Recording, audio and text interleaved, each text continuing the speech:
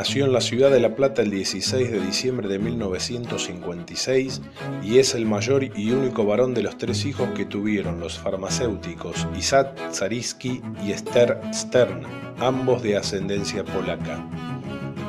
Realizó la primaria en la escuela número 11 de calle 12 y 68, mientras que la secundaria la realizó en el Normal 3 para luego estudiar y graduarse en la Facultad de Ciencias Médicas de la Universidad de La Plata.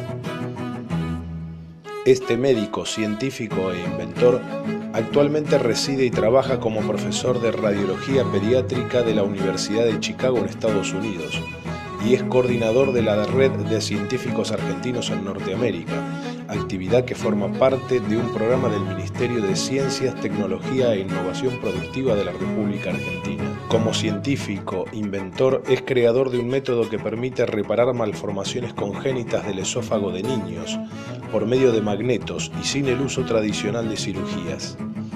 Dicha idea original ha sido caracterizada como revolucionaria por las más altas instituciones científicas argentinas y norteamericanas.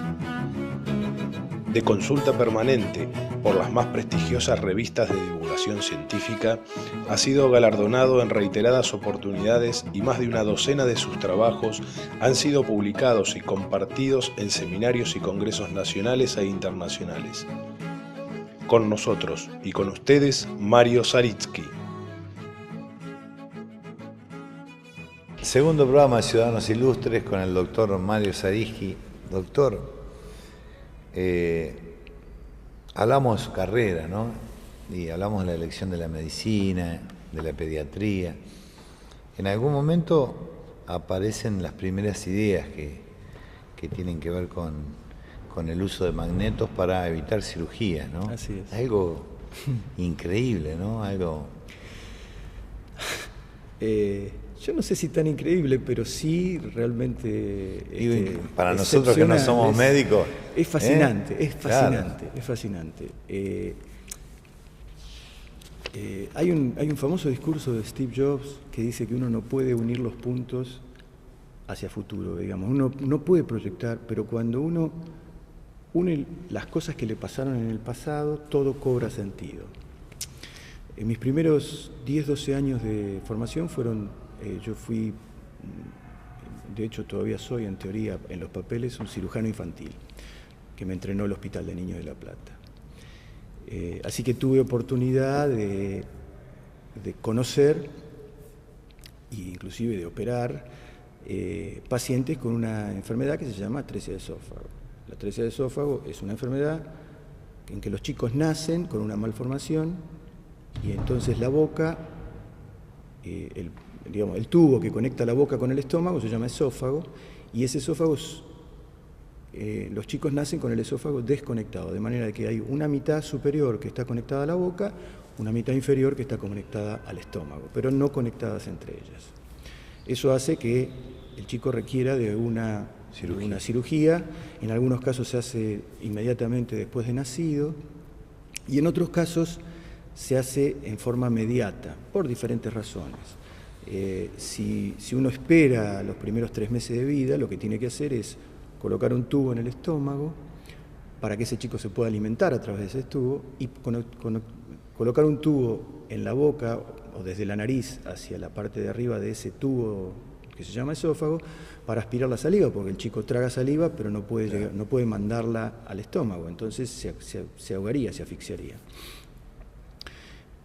Hubo algunos médicos que me precedieron en los años 70 que pensaron en el uso de magnetismo, pero solo para que esas dos mitades que estaban desconectadas, atraerlas y después realizar la cirugía. En esa época los imanes eran solo de magnetita, había una serie de impedimentos técnicos. Me gusta decir que esa gente fue como Leonardo da Vinci, que pensó en el helicóptero pero que nunca lo pudo hacer volar. Y yo retomo esa idea y le agrego un plus, que digo, si podemos de alguna manera acercarlos y usar la fuerza magnética para acercarlos, cuando estén juntos, tal vez podamos usar esa fuerza magnética para mantenerlos juntos y para que fundamentalmente se terminen de unir, digamos. Si uno aprieta, naturalmente. claro, si uno aprieta e interrumpe la circulación entre dos pedacitos, eso se va a morir y el cuerpo, con suerte, va a sellar alrededor el pasaje. Y eso es efectivamente lo que pasó, digamos.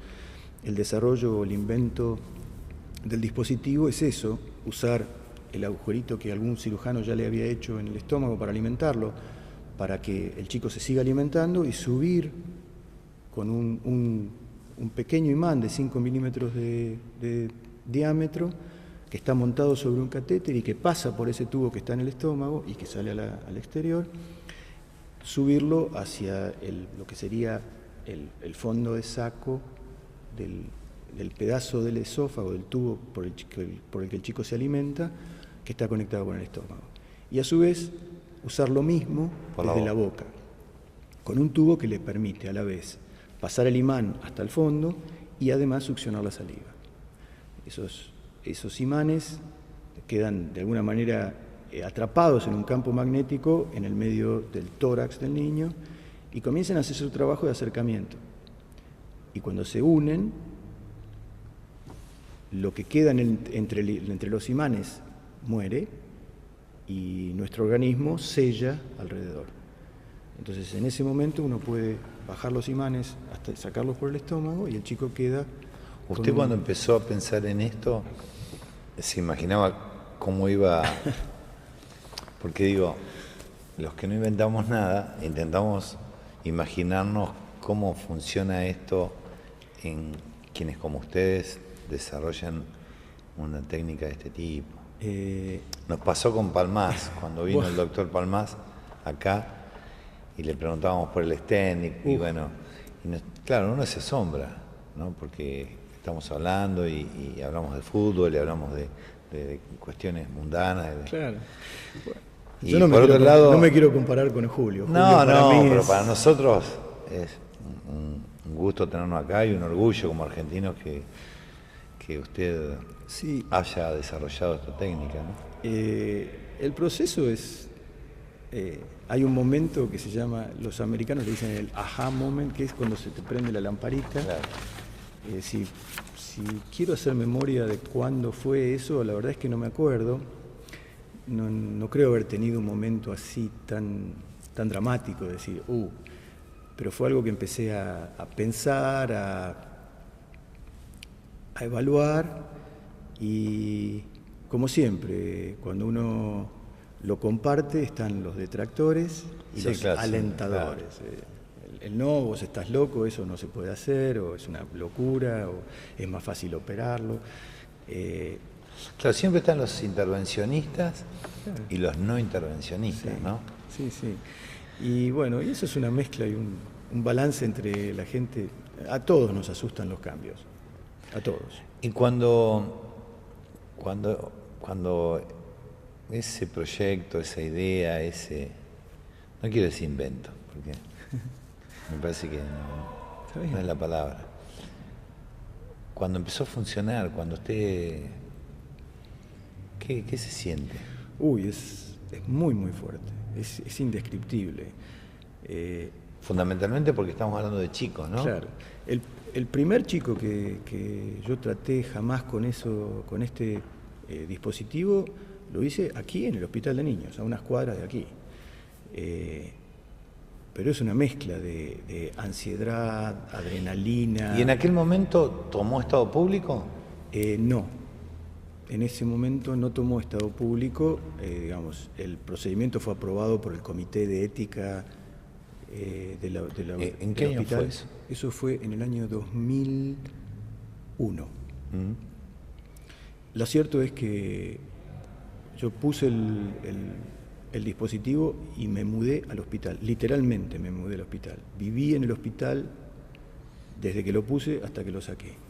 Mis hijos bromean que tienen un hermanito, que es ese paciente, que obviamente no puedo revelar el nombre, pero ellos lo nombran como su hermanito. ¿Y cuándo se hace público? ¿Cuando ustedes lo publican en la revista Ciencia o en alguna otra revista? Claro, ¿no? el tema es así. Yo empiezo a pensar en este desarrollo y en este método alrededor del año 93, y empiezo a buscar un laboratorio que fabrique, que tenga la capacidad de fabricar este producto. Entonces, digamos, son empresas privadas, Claro. Ven de alguna manera la posibilidad de desarrollar un producto que tiene un potencial de retorno económico, y entonces, hasta tanto esto no estaba patentado, teníamos que trabajar confidencialmente, Claro. porque el primero que patenta es el dueño del producto. Esta empresa me proveía los dispositivos a condición de confidencialidad. Ahora vamos a hacer una pausa. ¿Cómo no? Cuando volvamos, me cuenta cómo es esta situación de patentes. No sé si se puede decir patente para una cuestión Sí, son patentes. médica. Sí. Vamos a la pausa. ¿Cómo no?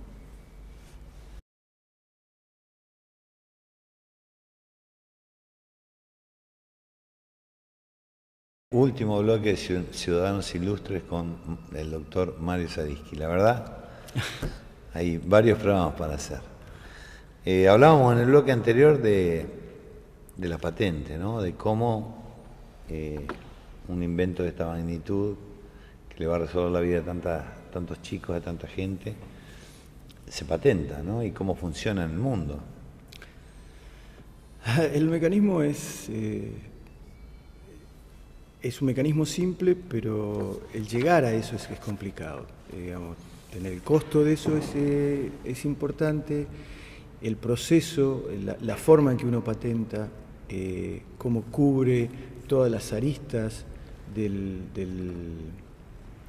dispositivo para que nadie pueda copiar. Claro. O introducir una pequeña modificación que cambie la naturaleza del producto y que uno pueda apropiarse de la patente. Claro. Hay toda una industria, abogados que conocen muy bien cómo hacer su trabajo y trabajan en patentes y se dedican. Hay estudios de abogacía, en los Estados Unidos hay estudios de abogacía que hacen solo patentes, se dedican exclusivamente a patentes, porque a veces el hecho de hacer una buena patente depende del futuro económico de una empresa. Claro. El estar blindado, sellado de que esa idea, ese invento, ese desarrollo es propio y exclusivo de esa persona, que es la que va a invertir recursos económicos a veces muy importantes. En Estados Unidos hay mucho orden con el tema de las patentes, ¿no? Sí, sobre todo en drogas. Claro. Usted calcule que cada 100 drogas que un laboratorio empieza a estudiar, a veces con suerte llega a una. Claro. Pero para llegar a esa una tiene que descartar las otras 99 y tiene que invertir en las 100. Doctor, ¿cómo este joven de mediano quinto, bueno, se recibe de médico, trabaja en el hospital de su barrio, de Niños de La Plata, en algún momento decide, ese médico decide radicarse en Estados Unidos? ¿Qué decisión esa, no? Sí, yo digo que se dieron una serie de circunstancias que se ajustaron todas de forma tal de que la decisión fue muy natural, si bien no fue muy meditada, fue muy natural. La primera es que tengo una compañera inseparable que me sigue a todos Claro. lados y que me apoya, que es mi esposa Silvia. Tengo hijos que también hacen de alguna manera motor de mi trabajo. ¿Cómo se llama su esposa y cómo se llaman sus hijos? Porque si no, Mi esposa no. se llama Silvia. ¿Y a qué se dedica? Bueno, ella trabajaba cuando vivíamos aquí, trabajaba junto con sus padres en un negocio de artículos del hogar en Berisso. Y cuando fuimos allí decidimos que ella no trabaje. Que acompañe. Que acompañe justamente, digamos, no es que no trabaja muchísimo, Claro, pero trabaja del hogar. trabaja en la casa. Sí, claro. Pero bueno...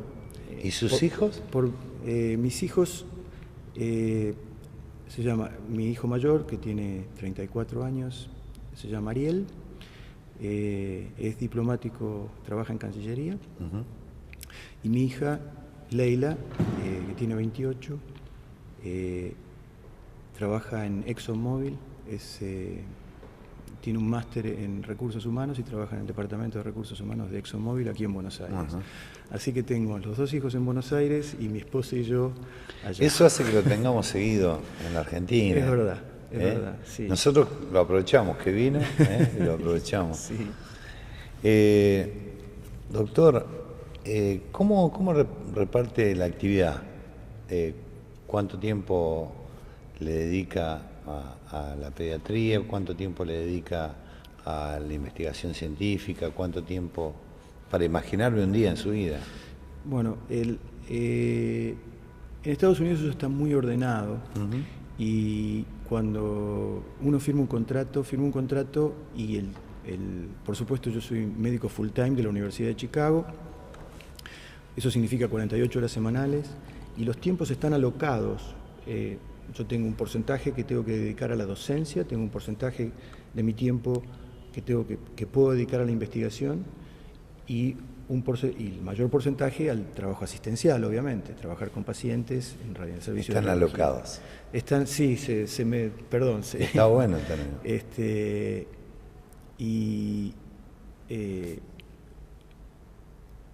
Más o menos, para que usted tenga una idea, el tiempo de investigación es un 10%, el tiempo de docencia es un 15% y el resto es tiempo que tengo que dedicar al trabajo asistencial como médico.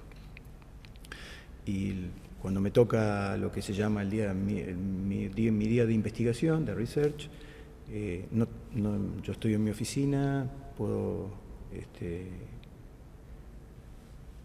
buscar artículos, trabajar, avanzar en proyectos, en nuevas ideas, preparar charlas para congresos o para los residentes o los estudiantes de medicina, que también es parte de mi función, dar clases en la universidad. Vamos terminando el programa, pero me quedó pendiente esta pregunta, casi personal. Digo, la relación con el paciente, ¿es la misma la que tiene un médico en el Hospital de Niños de La Plata que en un hospital, no digo en el que usted trabaja, en cualquier hospital de niños de Estados Unidos o de cualquier otro país? Bueno, yo puedo hablar solo por la experiencia mía en el Hospital de Niños de La Plata y en el Hospital de Niños de la Universidad de Chicago. Sí. En el Hospital de Niños de La Plata, la relación que uno tiene con el paciente es tal vez un poco, no quiero decir menos profesional, pero es más afectiva, es más cálida. Un poco se entiende porque en la Argentina y por las características del argentino tenemos de alguna manera como una cultura común. Un día mío en el Hospital de Niños de Chicago pueden ser, por ejemplo, 2 pacientes que son americanos puros, 2 que vienen de familias que vienen de la India, 2 que vienen de Latinoamérica o igual lo mismo sucede con los médicos, ¿no? Sí, los médicos somos así, digamos, claro, de distintos países. Sí, distintos países, distintas culturas. Entonces, a veces uno tiene que ser muy cuidadoso y de alguna manera dar, si bien no un trato frío, yo diría un trato neutro, porque algunas cosas que uno puede hacer en nuestra cultura, por ejemplo, en nuestra cultura es muy común que 2 amigos que se encuentran en la calle se besen, hombres, y sí, allá. Para otras culturas es impensable y hasta ofensivo. Entonces, el contacto físico, el espacio individual de cada uno, la proximidad que nosotros tenemos en nuestra cultura de nuestros cuerpos, puede ser ofensivo en otras culturas y hasta pueden hacerlos sentir incómodos. Entonces uno tiene que ser muy cuidadoso. Muy cauto. Pero no significa que no sea afectivo. Doctor, vamos terminando. Siempre le pregunto a los invitados cómo se llevan con Dios y cómo se llevan con la política. Contésteme en el orden que quiera. ¿Cómo me llevo con Dios? Me llevo con... Yo tengo que ser honesto, yo no creo en Dios. No me llevo mal porque en realidad no me llevo. Habría que definir qué es Dios para cada uno. No creo en Dios en el concepto religioso puro. Claro. Me parece, si uno quiere denominar Dios a la biología, bueno, tal vez esa sea mi Dios, claro. Digamos. Tal vez yo crea en un Dios biológico, en un orden biológico. ¿Cómo me llevo con la política? Yo soy el producto de ser un adolescente durante el proceso, claro. Adolescente y saliendo de la adolescencia. A mí me agarra el año 76, saliendo de mi adolescencia. En esa época, si bien no militaba específicamente en un partido político, estaba cerca de la política y bueno, y durante un tiempo nos anestesiaron. Claro. Nos anestesiaron y mataron las ganas de participar. Cuando me fui del país ya no participaba en política, me interesaba los temas políticos, pero no los participaba, y a hoy, después de 12 años de estar en Estados Unidos, estoy pensando en empezar a participar activamente, sobre todo para impedir gente como Trump, que me tiene sumamente preocupado y asustado. Doctor, ha sido un gusto tenerlo en el programa. Esta es la humilde forma que tenemos los platenses de decirle que estamos orgullosos de usted, de lo que ha hecho, y bueno, un gusto tenerlo en la ciudad. Muchísimas gracias. Gracias, doctor. Encantado. Bueno, y nosotros nos volvemos a encontrar el sábado aquí en el recinto del Consejo Deliberante para ser juntos ciudadanos ilustres.